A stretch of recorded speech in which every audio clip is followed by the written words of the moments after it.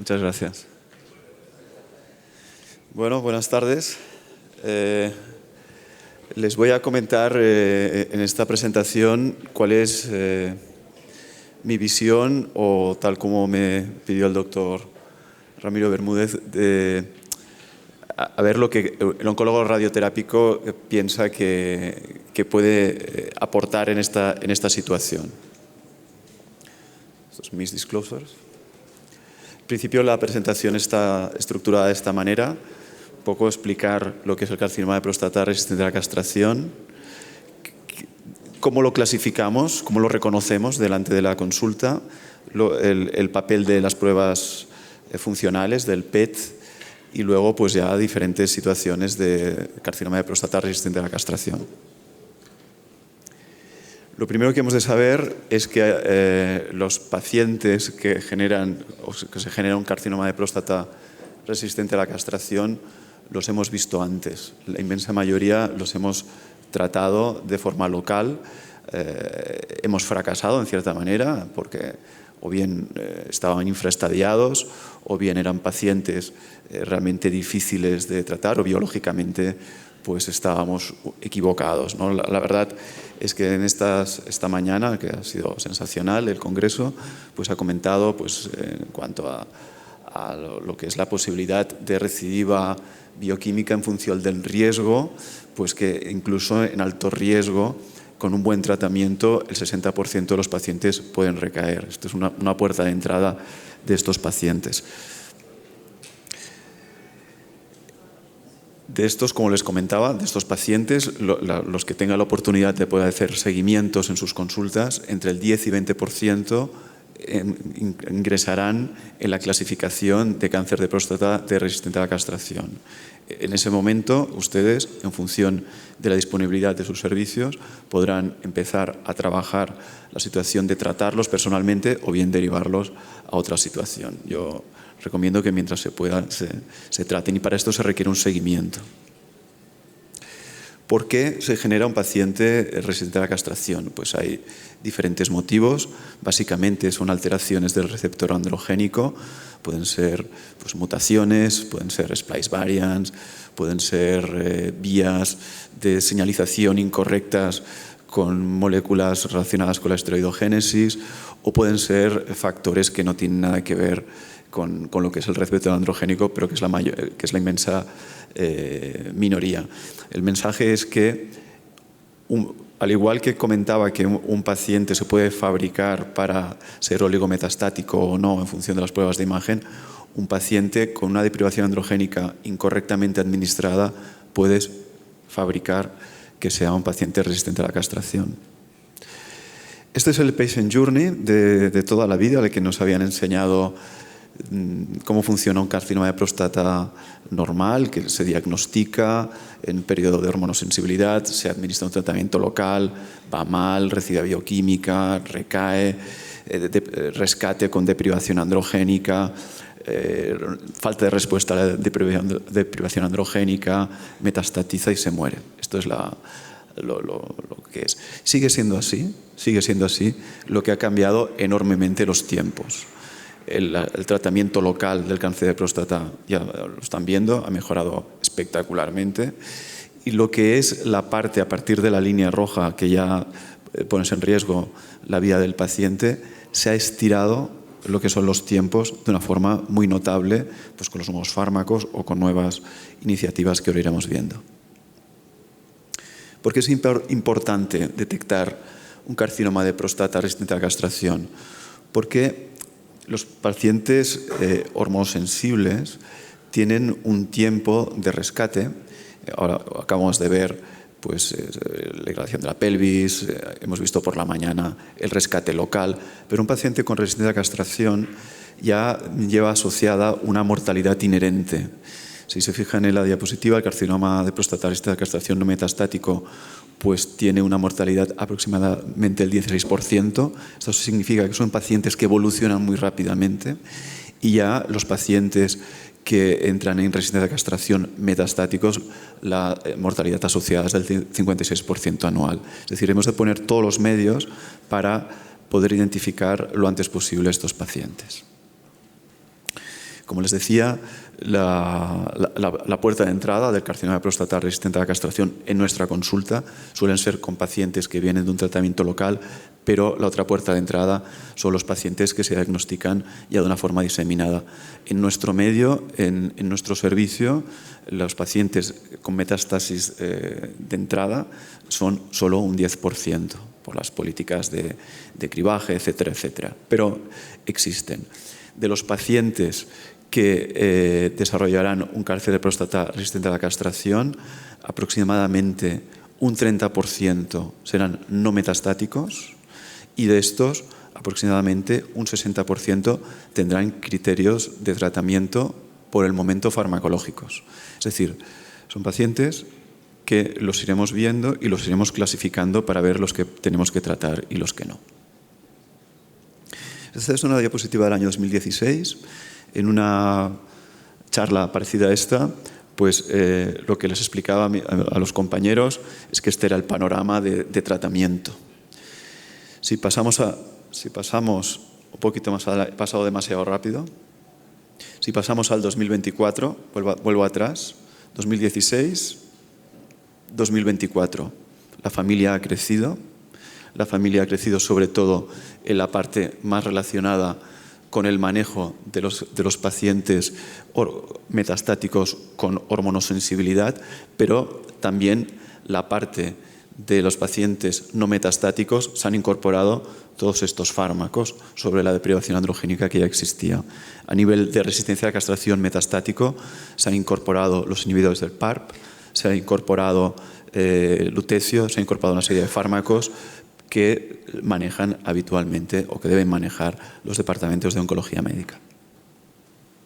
¿Qué es un paciente con carcinoma de próstata resistente a la castración? Es un paciente con una testosterona baja, con lo cual el mensaje significa que en el seguimiento de estos pacientes hay que pedir testosterona, especialmente cuando el PSA empieza a ir mal, y que pues puede tener, que tiene una progresión de PSA por encima de 2 nanogramos mililitros, que la testosterona está en orden de castración y a partir de allá pues que esto se verifique en diferentes medidas. En principio se recomiendan 3, separadas un tiempo entre ellas, y en estos pacientes, cuando aparecen 2 lesiones metastáticas óseas, necesitas 2, no una, 2, pues lo clasificas como carcinoma de próstata resistente a la castración metastático.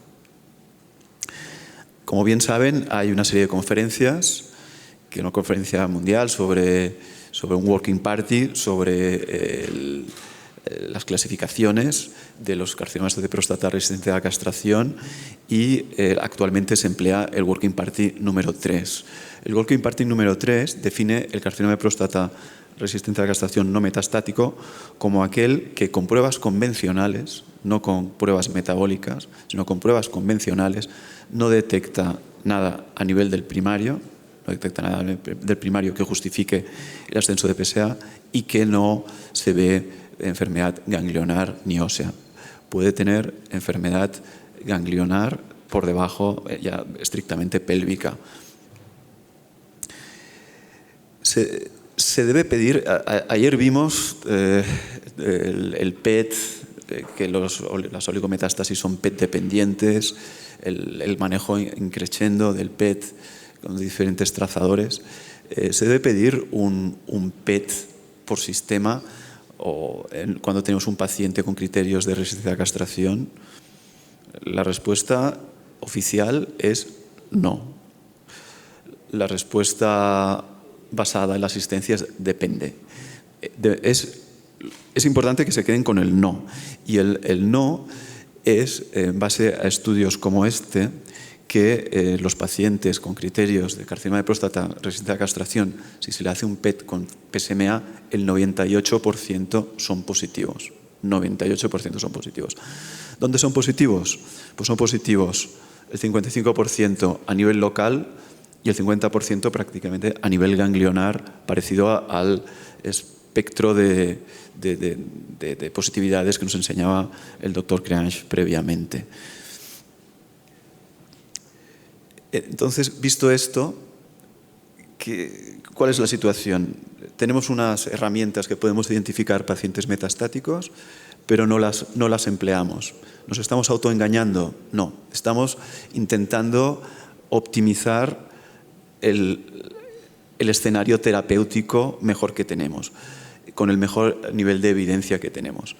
Lo que en realidad te está diciendo un carcinoma resistente a la castración no metastático es que soy un paciente metastático, pero tengo un volumen tumoral suficientemente pequeño para que no lo veas con imagen convencional.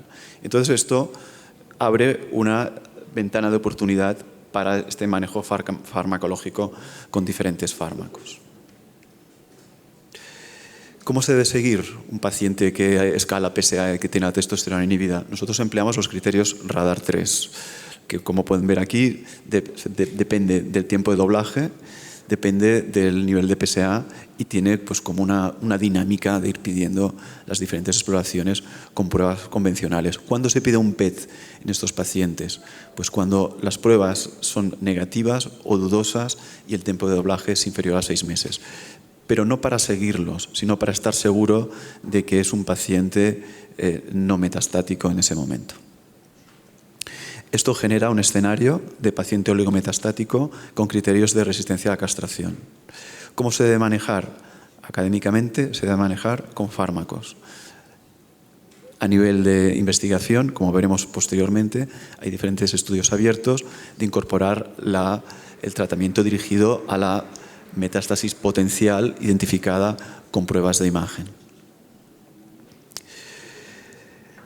A nivel de manejo farmacológico, como bien saben, hay 3 fármacos al menos aprobados en España, que son la enzalutamida, la parutamida y la darolutamida, publicados todos en el New England en diferentes años en este contexto de no metastático, y que con un diseño prácticamente idéntico. La única diferencia es que la palutamida permitía tratar enfermedad ganglionar pélvica, la darolutamida y enzalutamida no, y lo que se requería era que el tiempo de doblaje de PSA, el PSA doubling time, fuera inferior a 10 meses y el PSA superior a 2 con la testosterona en orden de castración.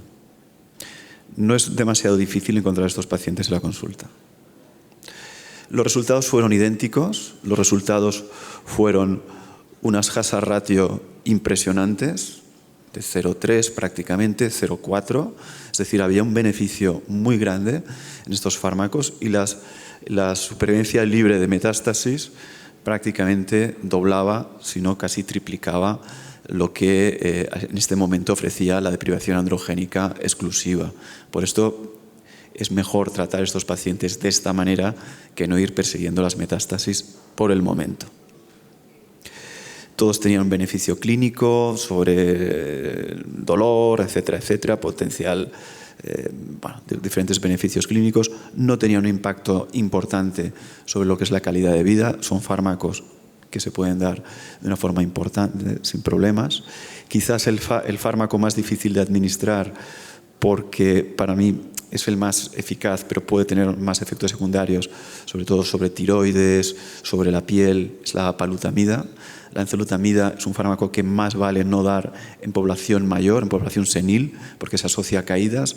La caída se asocia a fractura. Ya saben que la fractura en un paciente anciano se asocia a mortalidad.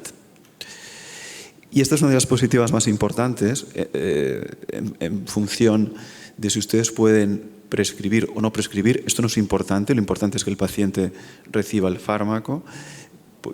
Son fármacos que tienen muchas interacciones farmacológicas. Entonces, por ejemplo, en nuestro hospital, y es lo que se suele hacer, tú cuando quieres prescribir o ves un paciente que lleva este fármaco, automáticamente lo envías al departamento de farmacia. Entonces, ellos regulan todos los fármacos que está tomando este paciente, si está tomando warfarina, si está tomando metformina, si está tomando una serie de fármacos, porque se metabolizan por diferentes citocromos y estos citocromos pueden o bien ensalzar la acción terapéutica del fármaco o bien inhibirla. Entonces es muy importante saber esto. Esto debería ser automático. A nivel de evidencia, todos los fármacos que estamos hablando tienen el mismo nivel de evidencia y, como les comentaba, el PET sencillamente es para desempatar es el bar de la situación, no es el seguimiento de esto. La acción terapéutica, como les comentaba, es la misma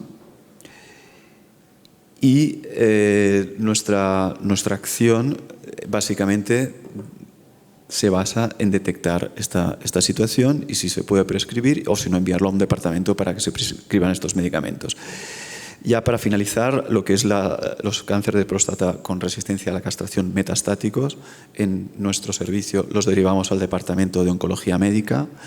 La historia es más que conocida, son pacientes tratándose con docetaxel, luego se publicaron todos los fármacos, todos los inhibidores de segunda generación del receptor androgénico, abiraterona, apalutamida, enzalutamida, con resultados prácticamente idénticos. Las curvas son muy diferentes a las que les he enseñado hace un momento en la situación de no metastático. La mejora de la supervivencia es básicamente de unos 9 o 10 meses, es una situación mala, por lo cual nosotros son pacientes que intentamos meter en ensayos clínicos. Es recomendable en un paciente con resistencia a la castración ponerle tratamientos antirreabsortivos del hueso. El nivel de evidencia es 1. Puede ser cualquiera, ácido zoledrónico, puede ser el que tengan a su alcance. Nosotros, algunos pacientes ponemos denosumab, pero tenemos algunos problemas con lo que es la toxicidad sobre mandíbula. No tenemos marcadores clínicos buenos para detectar o para establecer una predicción de respuesta a estos fármacos. Lo que sí que cuando estos pacientes aparecen en la consulta o bien un paciente metastático de entrada joven, aunque sea hormonosensible, lo que hacemos un chequeo de la línea germinal para identificar cáncer de próstata ligado a familias. Esto ocurre poco, son 13%, pero son pacientes que suelen tener los BRCA mutados, con lo cual ya saben que BRCA es un gen que repara DNA. Si nosotros lo vamos lesionando, podemos tener algún problema. También son genes con resistencia inherente a la radiación y entonces pues en estos pacientes lo que se hace es un screening genético de la línea germinal para ver si en algún momento podemos adicionarlos o meterlos en estudios con inhibidores del PARP, con inhibidores de la reparación del DNA motivada por BRCA. En ese aspecto, una de las novedades importantes de hace un par de años fue los estudios que incorporaban en este tipo de población con alteraciones genéticas de estas vías moleculares inhibidores del PARP con aumento de supervivencia, pacientes que estaban altamente tratados.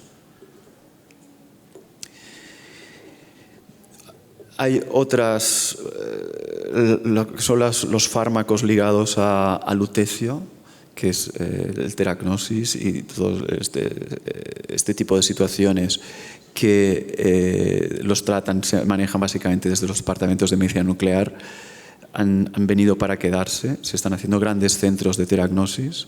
En principio, creo que deberemos tener una actitud colaborativa entre especialidades, pero de momento la sensación es que los departamentos de medicina nuclear han hecho como una alianza con los departamentos de oncología médica y estamos un poco que tendremos que en algún momento sacar los dientes para marcar el territorio y que no se pierda oportunidad de tratamiento de estos pacientes. Los carcinoma de próstata neuroendocrino, cuando no funciona nada, tiene que volver a hablar con el patólogo a ver si tiene un perfil neuroendocrino este paciente. Y ya para finalizar, si tiene algún papel la radioterapia, el tratamiento dirigido a la metástasis en carcinoma de próstata resistente a la castración. Oficialmente no, pero hay series retrospectivas que avalan el uso de este tipo de situaciones, especialmente cuando son pacientes con metástasis pélvicas o peripélvicas y son oligometástasis. Aquí, por ejemplo, tenemos una experiencia de lo que es la regresión de PSA en pacientes resistentes a la castración con el primario controlado y enfermedad metastática ganglionar con oligometastática. Tienen una muy buena respuesta de PSA y esto pues abre una ventana de oportunidades, como por ejemplo este estudio del grupo francés, del grupo GETUC, que lo que hace es que los pacientes con criterios de resistencia a castración, que con un PET se localiza enfermedad oligometastática, se le autorizan a darolutamida, que es la terapia estándar, y darolutamida con SBRT. Yo creo que es una pregunta muy, muy interesante. Y a nivel español está este estudio que se llama OligoResist, con una situación muy parecida, que se incluye en pacientes con menos de 5 lesiones óseas o ganglionares. Ya como conclusiones, el 15-20% de los pacientes con carcinoma de próstata, resistencia de carcinoma de próstata, pues desarrollarán un carcinoma de próstata resistente a la castración. Para esto es imprescindible hacer seguimientos e identificarlos en la consulta. La mortalidad no es despreciable, especialmente cuando el carcinoma de próstata es metastático. Hay una serie de normas de juego, de seguimiento, de cuándo repetir pruebas, porque son pacientes que tienen pruebas positivas, si no estaríamos permanentemente pidiendo pruebas. Entonces, yo recomiendo emplear los criterios radar. Las nuevas pruebas de imagen como PET, a veces nos confunden más que ayudan en este tipo de situaciones fuera de ensayo clínico. El manejo en los pacientes con resistencia a castración no metastático es farmacológico por el momento. Y como les comentaba, son pacientes que si empiezas a verlos en la consulta o a manejar este tipo de fármacos, tienes que apoyarte en el farmacólogo, porque el manejo puede ser complejo. Y nada, muchas gracias por su atención.